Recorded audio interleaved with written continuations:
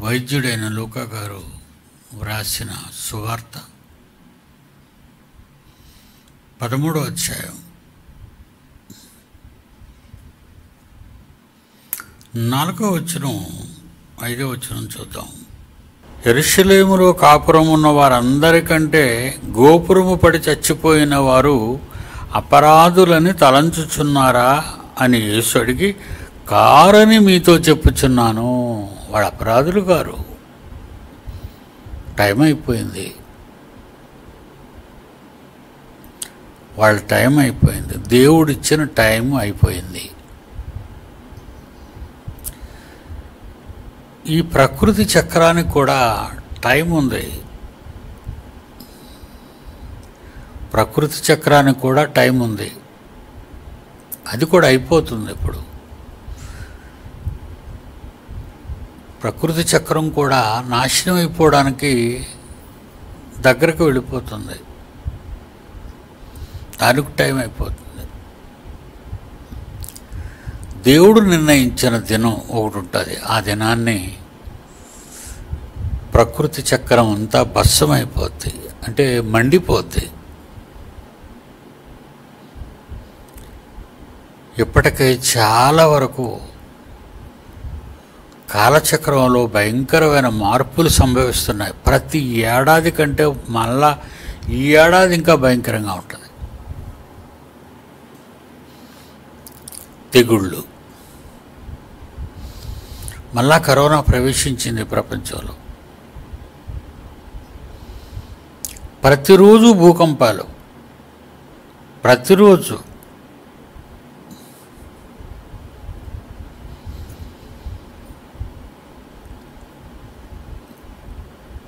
చలికాలంలో చలి ఎక్కువగా ఉండటం, ఎండాకాలంలో ఎండలు మండిపోవటం, ఇవన్నీ కాలాలు గతులు తప్పిపోతున్నాయి.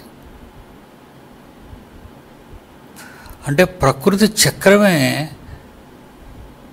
నాశనం అయిపోవడానికి సిద్ధపడుతుంది, టైం అయిపోతుంది అని అర్థం.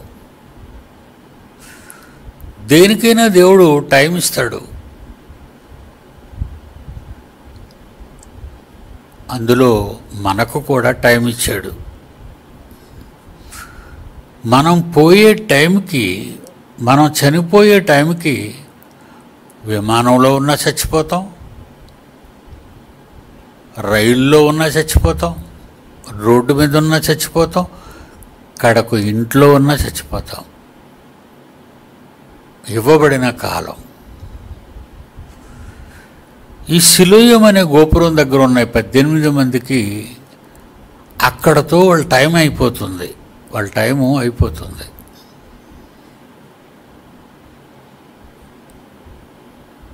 చచ్చిపోవాలి వాళ్ళు. అందుకే గోపురం కూలిపోయింది.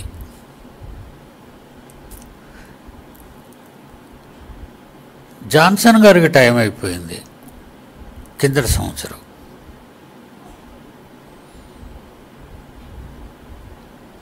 ఈ సంవత్సరం చందుకు టైం అయిపోయింది. మరో అరగంట తర్వాత మనం 2024 మరొక కొత్త సంవత్సరంలో కాలంలో అడుగు పెడతాం. ఆ కాలంలో ఎవరు ఎప్పుడు చచ్చిపోవాలో రాయబడుతుంది. వాళ్ళు చచ్చిపోతారు.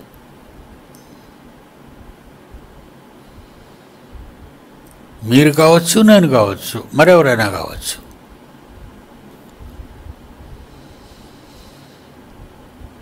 కాలం గడుస్తుంది అంటే చావుకు మనం దగ్గర అవుతున్నాము. ప్రకృతితో పాటు, ప్రకృతితో కూడా ముందుగా మనం వెళ్ళిపోతుంటాం. ప్రకృతి మండిపోతే అప్పుడు అందరూ చచ్చిపోవాలి, అందరూ చచ్చిపోతారు.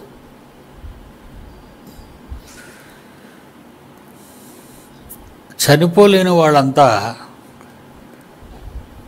వాళ్ళందరి గురించి అంటాడు, యెరూషలేములో కాపురం ఉన్న వారందరికంటే అపరాధులను తలంచుచున్నారా? ఆ గోపురం పడి చచ్చిపోయిన 18 మంది పాపులని చచ్చిపోయారు అనుకుంటున్నారా? మీరు తప్పులు చేయడం వల్ల చచ్చిపోయారు అనుకుంటున్నారా? అందరూ తప్పులు చేస్తున్నారు. ఎన్నో ఘోరమైన తప్పులు చేస్తున్నారు. వాళ్ళు బ్రతికే ఉన్నారు మంచి వాళ్ళతో పాటు. అందరూ బ్రతికే ఉంటారు. కానీ అందరికీ దేవుడు రాసిన కాలం ఒకటి ఉంటుంది, నువ్వు ఎప్పుడు చచ్చిపోతావు అనేది. అదొకటే దేవుడు మనకు చెప్పలేదు, బైబిల్లో రాయలేదు. ఒకటే మాత్రం రాశాడు, మీరు కనబడతారు, మాయమైపోతారు అన్నాడు. మీరు కనబడుతున్నట్టుగా ఉండి మాయమైపోతారు అన్నాడు. ఇంతలో కనబడి అంతలో మాయమైపోయి ఆవిరి లాంటి వారు అన్నాడు. అది మన ముగింపు.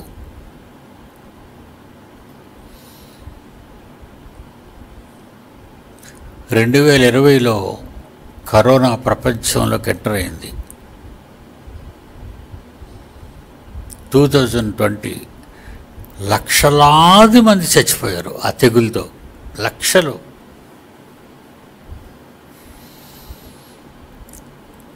దేవుని పిల్లలారా,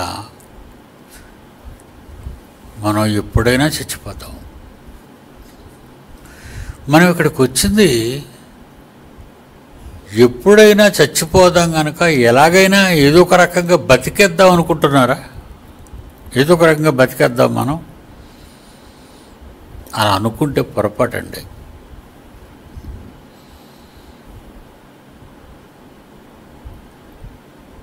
మనకివ్వబడిన కాలం, ఇందాక సాధనం, మంచి మాటలు అమ్మాయి చెప్పింది. మనము నీతి సాధనాలుగా దేవుని ఇష్టాన్ని నెరవేర్చే సాధనంగా భూమి మీదకు పంపబడిన వారం.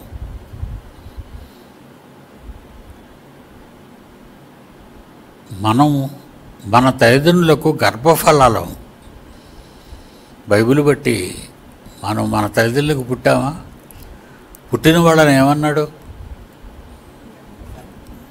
దేవుడు అనుగ్రహించు గర్భఫలం.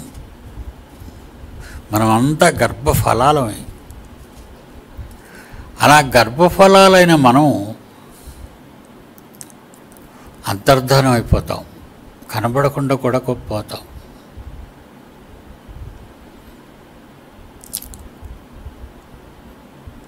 ఎందుకు గర్భఫలం అని దేవుడు అన్నాడంటే, దేవునికి సాధనంగా బ్రతుకు కాలాన్ని ఇవ్వాలి.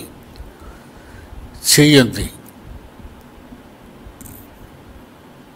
అది ఒక సాధనం. కుడి చెయ్యి ఒక సాధనం, ఎడమ చెయ్యి ఒక సాధనం, కాళ్ళు సాధనం, ముక్కు, కళ్ళు, గుండె, కిడ్నీ, ఇవన్నీ సాధనాలు. మనం బ్రతికుండడానికి సాధనాలు అవి, మనం బ్రతకడానికి సాధనాలు అవి. ఇవన్నీ మనం బ్రతికించడానికి సాధనాలుగా ఉపయోగపడితే, బ్రతుకుతున్న మనం దేవునికి సాధనంగా ఉపయోగపడాలి. ఏమండి? అంతే కదా. మన ఇష్టం వచ్చినట్టు బ్రతికేద్దాం అనుకుంటామా? మన ఇష్టం వచ్చినట్టుగా బ్రతకటానికి మనం ఇక్కడికి రాలేదు. మానవ కాలం అయిపోతుందని మనిషికి తెలిసినా వాళ్ళు ఎంత వెటకారంగా మాట్లాడతారంటండి. అంత వెటకారం అంటే మనిషికి. చావు అన్నది ఎవరికైనా రాక తప్పదండి, పుట్టుట చచ్చుట కొరకే కదా. ఆహా, ఏవి నీతులు చెప్తారండి బాబు. చచ్చిపోతాడు అంటున్నాడే కానీ తర్వాత పరిస్థితులు ఏంటో పాపం ఈ అమాయక జనానికి ఎవ్వరికీ అర్థం కావటం లేదండి.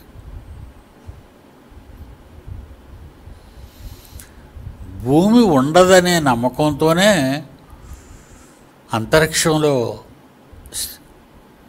జనవాసాలు, మనుషులు బ్రతికే గ్రహాలను వెతుక్కుంటున్నారండి. ఈరోజు చాలామంది వెళ్ళిపోవడానికి అక్కడికి. ఎక్కడికి వెళ్ళినా బ్రతకరండి, ఎందుకంటే విశ్వ వినాశనమే దగ్గర పడిపోతుంది. మరి అమాయకులు ఎప్పుడు బాగుపడతారు? ఎవరు బాగు చేయగలరు? ఎవరి మాట వింటారు? వాళ్ళు ఎవరి మాట వినరండి, ఎవ్వరి మాట వినరు.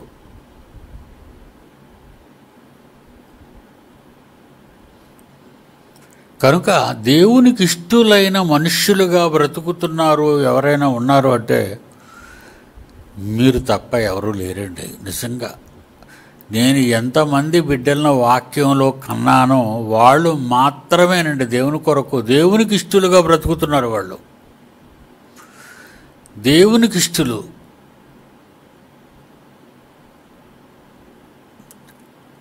దేవుడు ఇష్టపడిన పనులు, దేవుడు నీ కొరకు వ్రాయించిన కార్యక్రమాలు అవే చేయాలి. అవి తప్ప ఇంకేం చేయకూడదు. అలా కాలాన్ని పాడు చేసుకోకండి.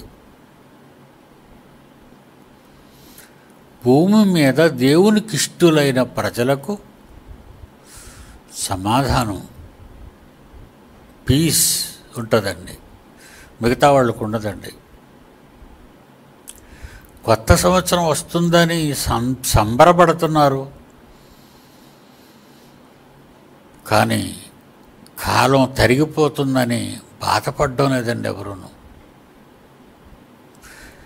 జనాలకు వెర్రి పెట్టిందండి.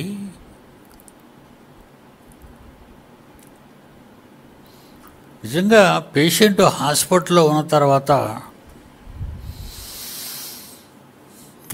వీరికి ఇక మందులు పనిచేయవండి, మీరు తీసుకుపోండి, ఎంతో కాలం ఉండరు, అయితే 2 నెలలు 3 నెలలు అని కాలాన్ని కూడా, చచ్చిపోయే కాలాన్ని కూడా చెప్పేస్తారు, మన బాడీ ఉండదని.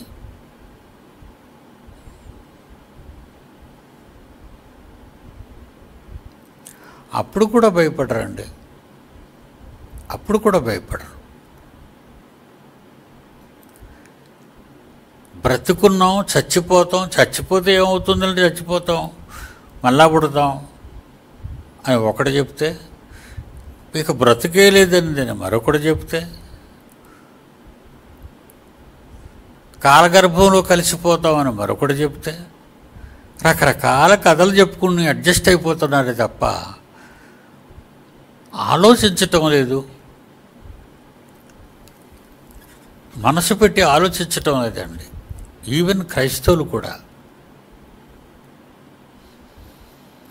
క్రొత్త సంవత్సరం వచ్చిందని కూడుకుంటున్నాం. ఈ కూడుకొనుటలో మన ఉద్దేశం ఏంటంటే, నా బ్రతుకులో ఒక సంవత్సరం గతించిపోయింది,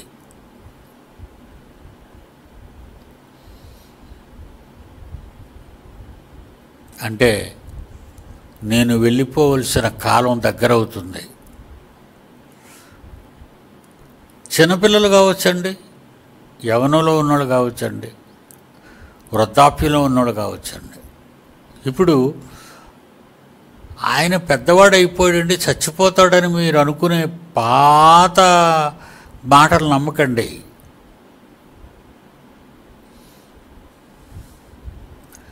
నెలల పిల్లలకి హార్ట్ అటాక్లు వస్తున్నాయండి. నెలలు పిల్లలు, పుట్టిన పిల్లలు.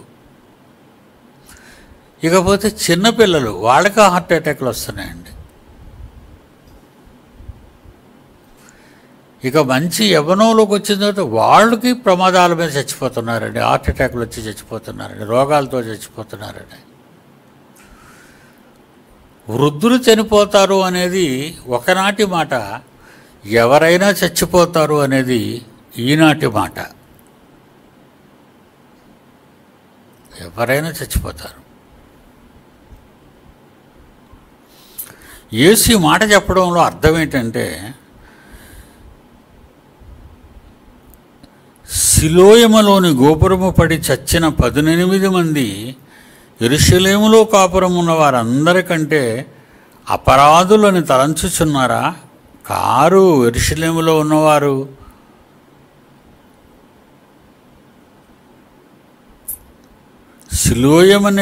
సిలోయములోని గోపురము పడి చచ్చిన 18 మంది యెరూషలేములో కాపురం ఉన్న వారందరికంటే అపరాధులను తలచుస్తున్నారా? చచ్చిపోయేవాళ్ళు అపరాధులు కాదండి, ఎవరైనా చచ్చిపోవాలి. అది అపరాధం ఏంటి? చచ్చిపోవడం అపరాధమా? దేవుని నిర్ణయం అండి చచ్చిపోవటం, దేవుని శాపం అండి చచ్చిపోవటం. మంచి వాళ్ళకి అది ఆహ్వానం అయితే, దేవునికి ఇష్టలు కాని వారికి అది నరకం అండి. చావు లేదండి. భూమి మీద చావు అనుభవిస్తాం మనం. ఆత్మకు అసలు చావు అనేది లేదండి.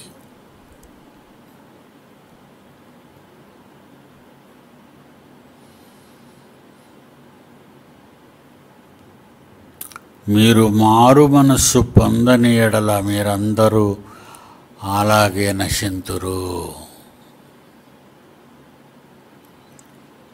అందరూ చచ్చిపోతారు మారు మనస్సు పొందకపోతే. అంటే క్రొత్త సంవత్సరం వస్తుంది, నీ చెడ్డ గుణాలన్నీ మానేసుకుంటావా? ఒక ఒప్పుకోలు, ఒక మాట దేవుడికి ఇస్తావా? దేవుడికి ఇవ్వగలవా?